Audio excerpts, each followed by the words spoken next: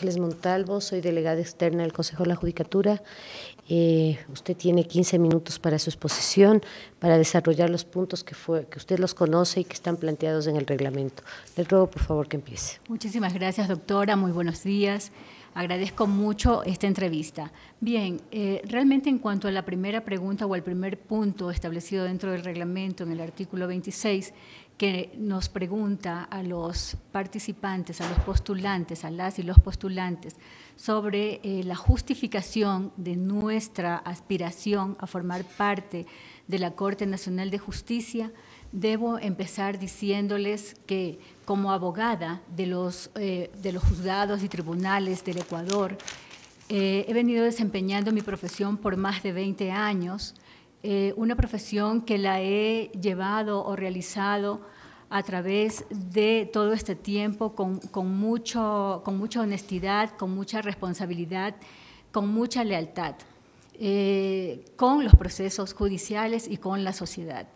También debo manifestar que en el área de la función judicial he procedido igual como jueza temporal, que he tenido este cargo, ostentado este cargo en el año 2012. Posteriormente, durante toda esta trayectoria que he tenido en el ejercicio profesional, he tratado de ser una profesional que continuamente se está capacitando, que continuamente he estado tratando de evolucionar en mis conocimientos, tal como evoluciona el derecho día a día. Ustedes saben que el derecho es un derecho, se transforma día a día y por lo tanto las abogadas y los abogados debemos estar a la par de esta transformación. Otro de los motivos por los cuales aspiro a ser jueza de la Corte Nacional es también porque dentro de este proceso que se está llevando a cabo, la función judicial está siendo transformada en estos momentos. Vivimos momentos históricos a través de los cuales se nota, se ve que la Administración de Justicia ha evolucionado muchísimo y que precisamente esta participación de abogadas, abogados, de jueces, de juezas en este concurso está siendo transmitido a todo el país como un proceso de transparencia y eso me parece muy bueno.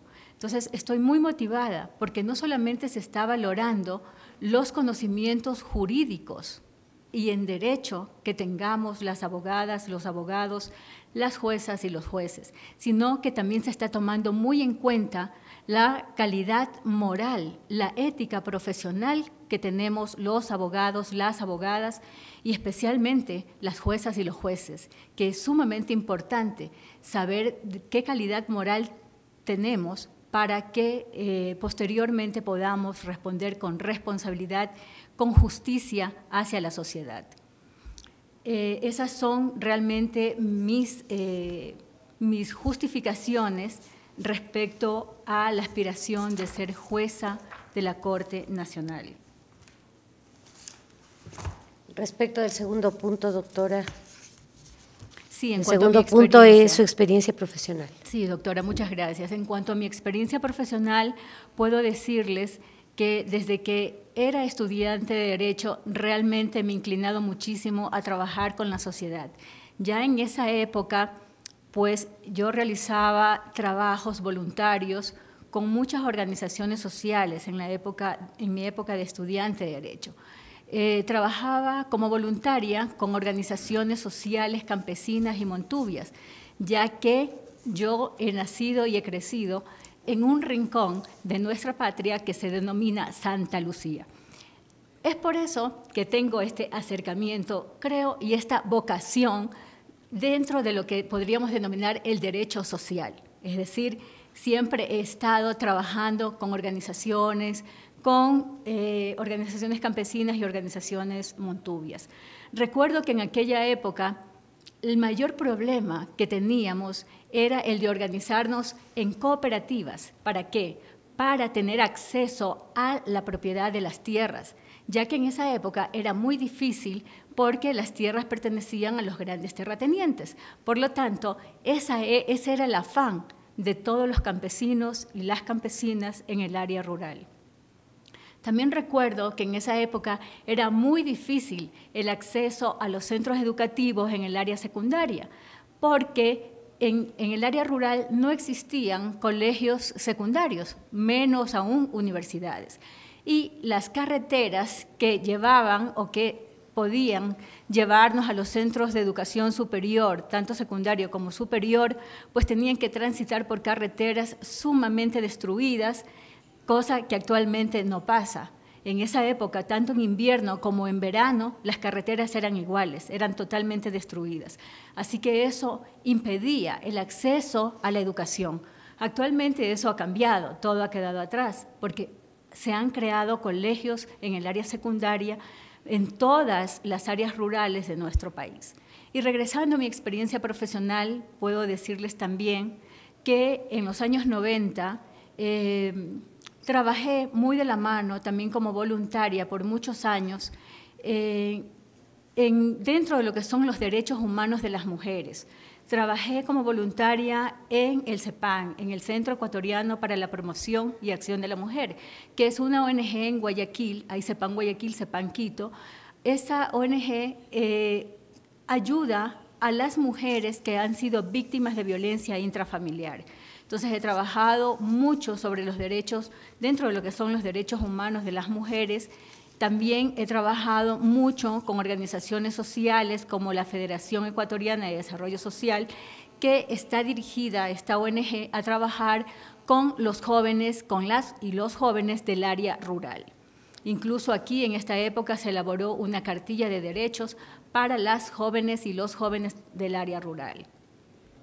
Posteriormente he venido trabajando, he sido abogada tanto de personas naturales como jurídicas. He trabajado para algunas ONGs, como le decía anteriormente, así como también dentro del libre ejercicio profesional he trabajado para muchísimas personas naturales. En el año 2001 obtuve el título de cuarto nivel en la especialidad de Derechos Humanos. Posteriormente, a través de esta formación que tengo, he dado muchos seminarios, muchos cursos a las organizaciones sociales dentro de lo que son los derechos humanos de las mujeres, los derechos humanos de los niños, niñas y adolescentes, derechos humanos de los migrantes, de los trabajadores migrantes. También he trabajado mucho con las organizaciones sociales en todos los aspectos y en todas las necesidades que ellos han tenido con respecto a una profesional en derecho. En el año 2003-2004, en el 2003 entré a trabajar al Ministerio de Relaciones Exteriores como asesora jurídica, segundo secretario, donde adquirí mucha experiencia en el área de migración y extranjería. Pero en esta fase de mi vida profesional, ya trabajando para una institución, también apoyé mucho dentro de esta área como asesora jurídica el tema del refugio, ¿no? Trabajé muy de la mano los temas de refugio dentro de lo que es la Cancillería. Posteriormente, entre los años 2003 y 2004, también tuve certificaciones en lo que es el área de mediación y mala práctica médica. En el 2005 fui nombrada jueza suplente del Juzgado 21º de lo Civil en el área de San Borondón. Entre los años 2006 y 2007 tuve un programa radial a través del cual se daba a conocer los derechos, especialmente en apoyo a los migrantes. Entonces, en esta radio, que era Radio San Francisco, tenía un programa que tenía dos segmentos. El uno era SOS Migrantes, Ayuda a los Migrantes, y el otro era Aprendamos de Leyes con la abogada Irene Ferrusola.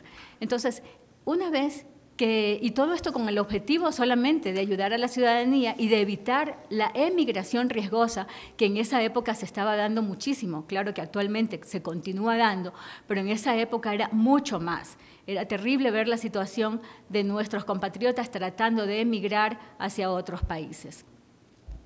Posteriormente, en el año 2007, concursé dentro de la institución que recién se creaba, que era la Secretaría Nacional del Migrante.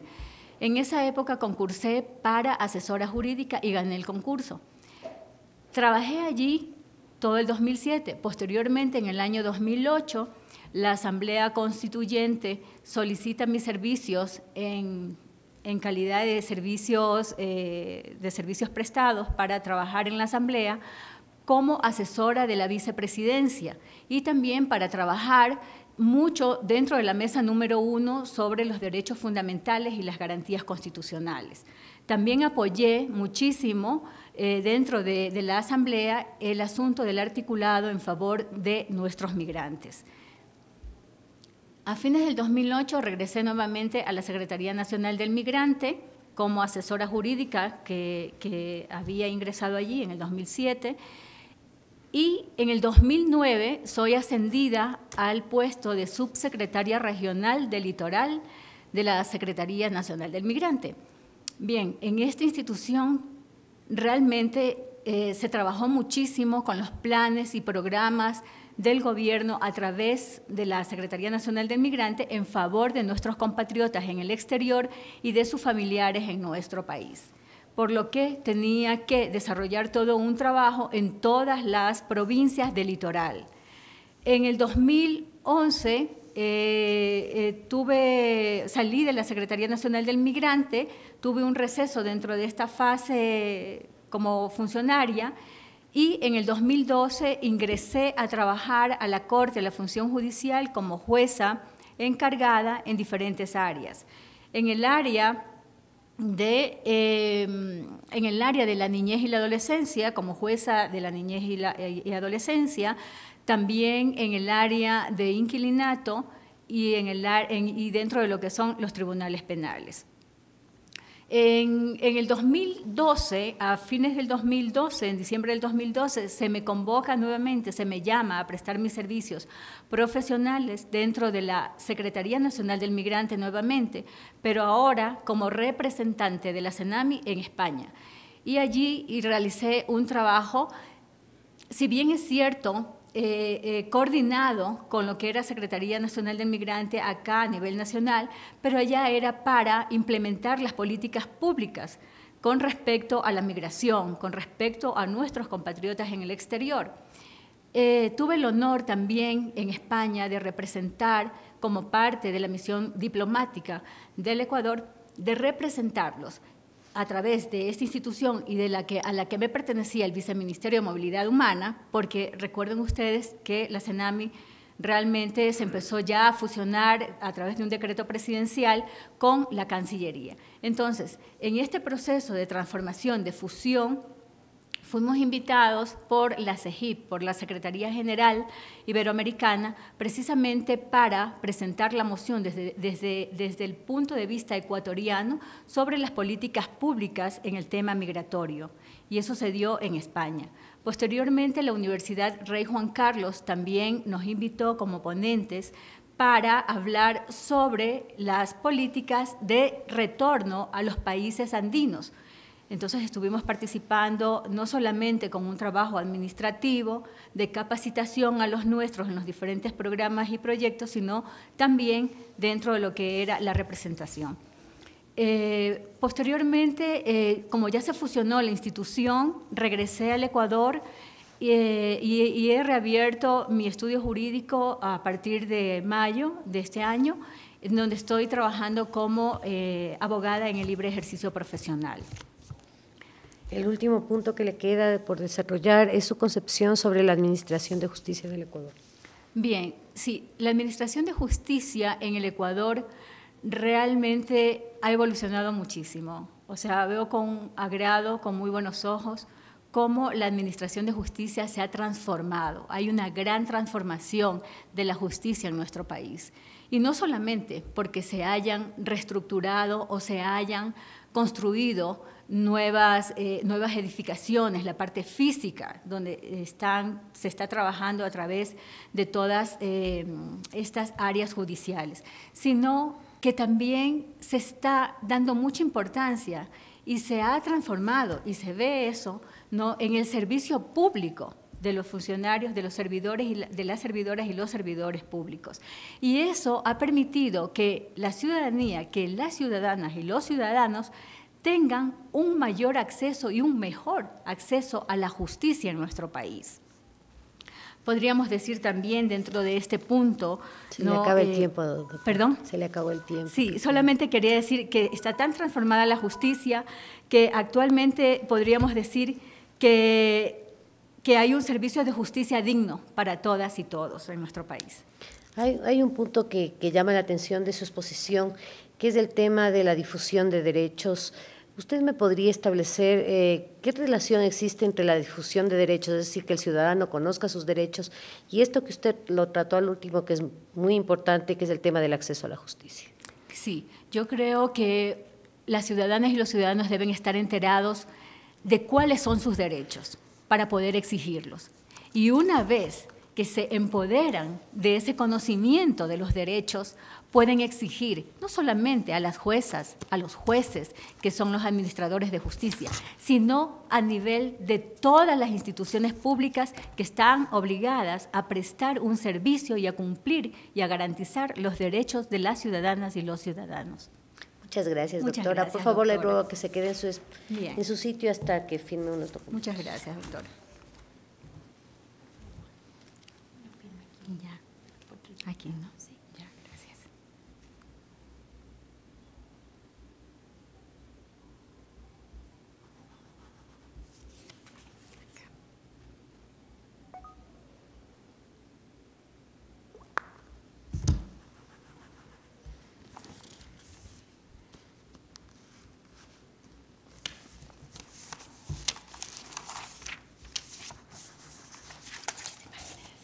Usted me dice.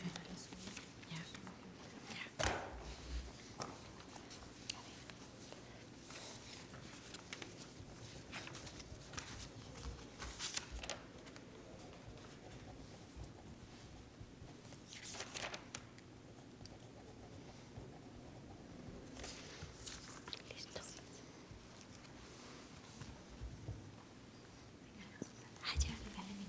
Ya, también.